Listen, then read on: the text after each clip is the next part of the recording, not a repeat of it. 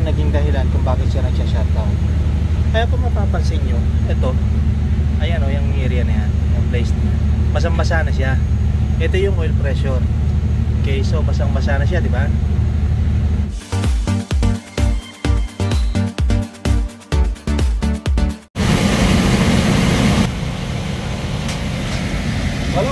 Hello everyone, welcome to my channel. Katubilang yung actual service. So we are here now in our company generator. So this generator is used for our labor camp. So yan, kung makikita nyo, nasa likuran ko yung labor camp. Malaki siya, malawak. Ngayon, nandito ako sa harapan ng generator at saka yung changeover breaker nya. Ayan. Tapos nandito na rin ako sa harap din ng controller o starting control. Okay. So ang una-una natin titingnan, reported siya, nagsha-shutdown siya after 30 minutes. Una natin titingnan is yung record or log error. Okay. So pupunta tayo sa event log. Ayan. Press OK. Press Genset. Ayun, meron siyang present error. Pero ito, ignore na yan kasi normal na lumalabas na yan dahil hindi siya nakaset up, pero wala siyang effect o dahil na shutdown ng makina. Ngayon, i-next natin. Okay. Ayan, number 2. Ayan. Okay, sumunod na error. Inactive siya ngayon kasi naka-stop na yung engine. Okay. So, yan yung cause ng shutdown niya. Okay. Low engine oil pressure. Ngayon titingnan natin kung anong dahilan. Ayan, magkasunod. Nag-warning siya nung una, and next shutdown. Yung under voltage hindi naman na ano na yan kasi kung titingnan nyo yung number na yan, yung OCC nya, ayan o.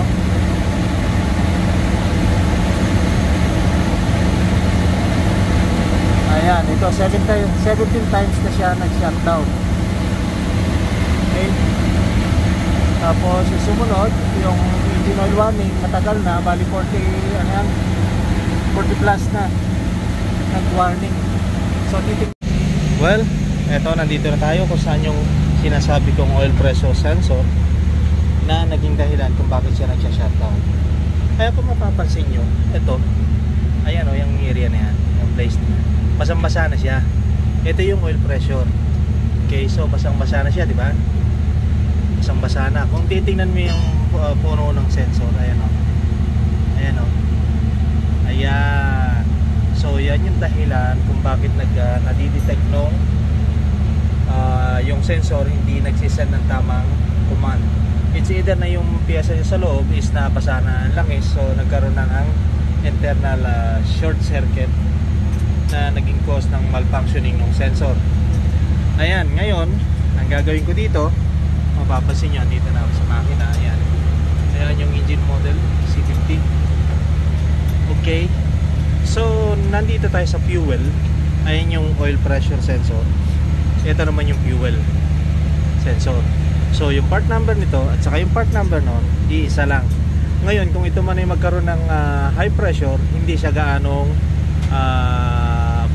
hindi siya gaanong magiging affected yung makina pagka ito ay nagka-problema. Pero ang gagawin natin, tatanggalin natin itong sensor na to. Ayan, naluwagan ko na. Pinakita ko lang kung ano ba yung dahilan. So naluwagan ko na to. Ayan, maluwag na siya. Okay, pagpapalitin ko na lang siya dito. Eto, maluwag na rin to. Ayan. So tanggal. Ayan, makikita nyo. Ayan, sige, papakita ko na lang sa inyo pag napalitan ko na, okay?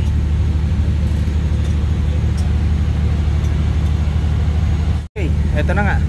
Napag-swap ko na siya, ayan. Kung makita nyo, basang-basa na lang. Ito yung oil pressure sensor. Ngayon, yung nandito dati, nilagay ko siya dito sa baba. Ayan, ito na siya.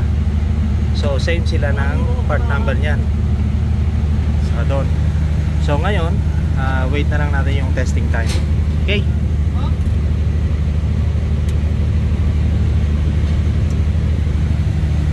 Okay, ano? Ayan. Lagay mo na yung lock, saka siya isalpak.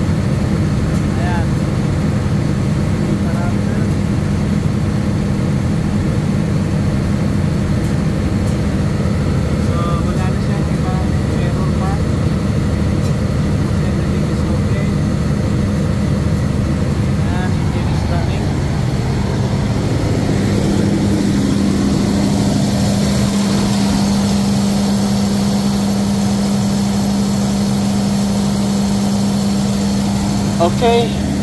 Maraming salamat sa panonood. At your service